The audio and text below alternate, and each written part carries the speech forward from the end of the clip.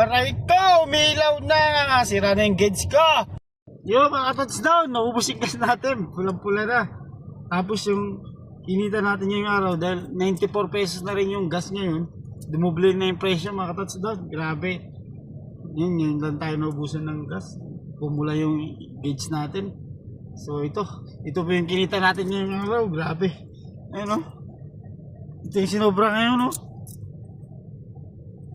13 pesos, 2.5. Ano kaya mabibili nito? Ayun ako, tanghali na, alas 12 na. Mabibili natin nito ay isang ice water, tapos tinapay, 10 piso. Wala tayong magagawa. Yun ang tanghali natin yun. Wala nang sumobra. Kaya pa ba? Let's go! Samahan niyo ako. Bibili tayo ng tinapay at saka ice tubig. Yan! Mga touchdown, ito na nga pala yung nabili natin sa 13 pesos na sobra natin, nakinita natin ngayong araw. 10 piso andi munggo. Tapos 3 pesos na ice water.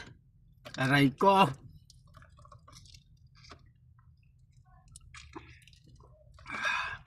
Harap.